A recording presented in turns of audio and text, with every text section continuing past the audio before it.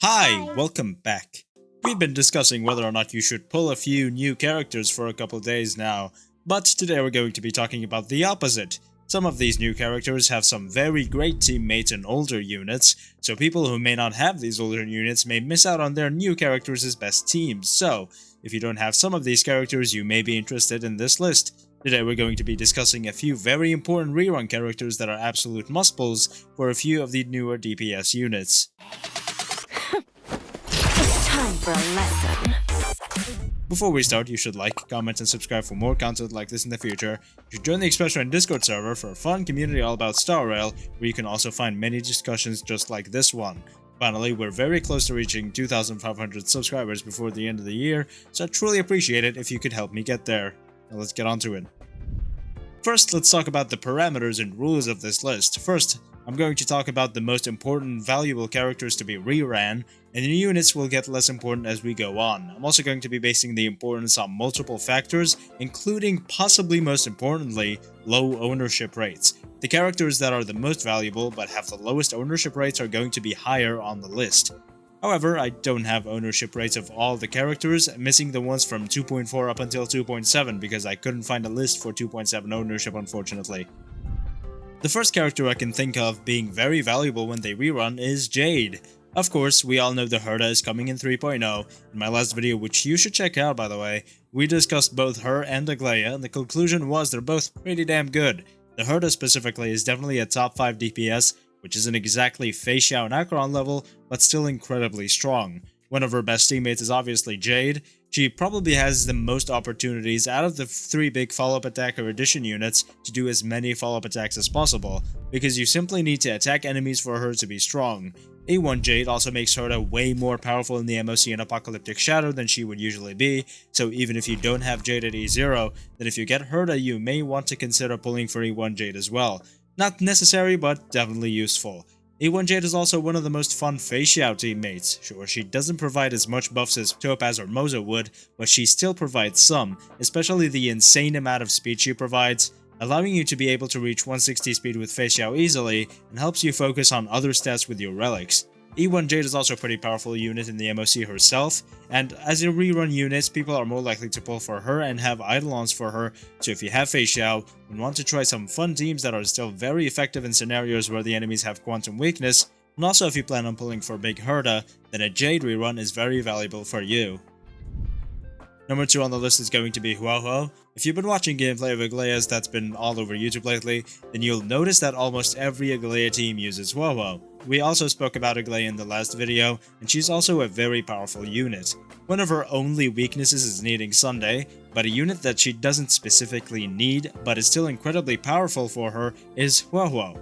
Now, Sunday already regenerates a bunch of energy for Aglaia, which she definitely needs because of her high energy demand, but with a unit like HuoHuo who regenerates energy for the entire party, the energy you get is pretty exponential in the end. Because she gives energy to both Aglaia and Sunday, Sunday ends up regenerating even more of Aglaia's energy.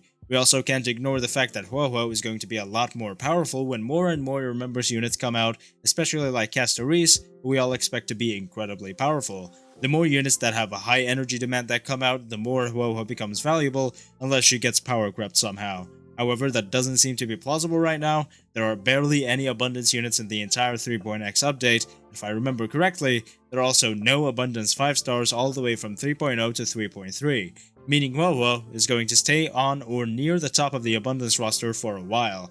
She is a very valuable rerun unit, which you should definitely consider getting if you're going to be playing with Remembrance units. Number 3 on the list is going to be Robin. Now, Robin in the 2.4 list only has about 50% ownership, but because of her rerun 2.4, she definitely has more than that now. We all know how powerful Robin is, strong in every single team in the game, and possibly the only place where she isn't better than Ruan Mei is Super Break. However, we figured out that Robin's action advance affects the entire party, including Memo Sprites, meaning she just got a lot more powerful. Now, Robin isn't nearly as powerful for Memo Sprites as Sunday is, but just like HuoHuo, her buffs and specifically her action advance is multiplicative. Because you can advance the main DPS unit with Sunday, after taking their turn you can then use Robin's burst, allowing them to take their turn again and then advance them again with Sunday. Robin is definitely incredibly powerful and she just got a lot more powerful. If you don't already have her, you should absolutely get her.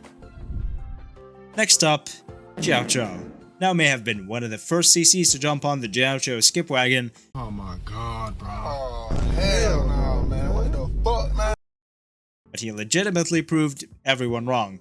That's not me saying he didn't get absolutely f***ed over during the betas, he could have been so much better, and made Acheron so much better, but hey, we can't talk about the past right now.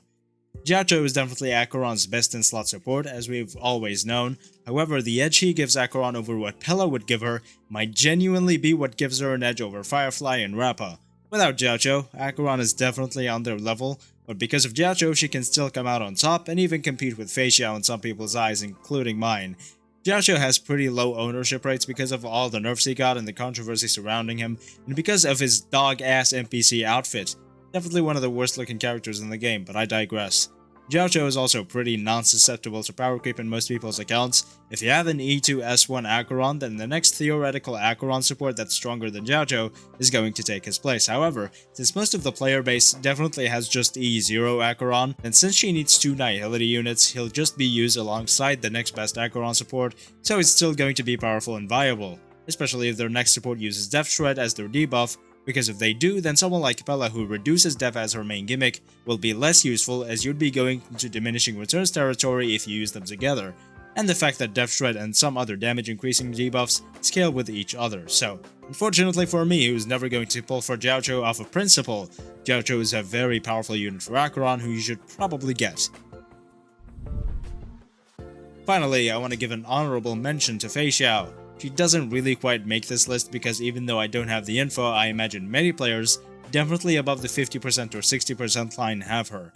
In most people's eyes, she is the number 1 DPS in the game, even though in my opinion I feel Acheron still edges out over her ever so slightly, but that's not what we're discussing here today. She takes advantage of many different characters, whether it be Topaz or March 7th or even E1 Jade like we discussed earlier.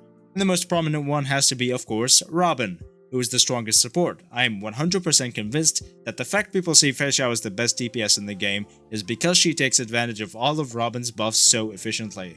So she's very powerful. If you don't have her, you should probably get her. And that's it. Let me know your thoughts down below.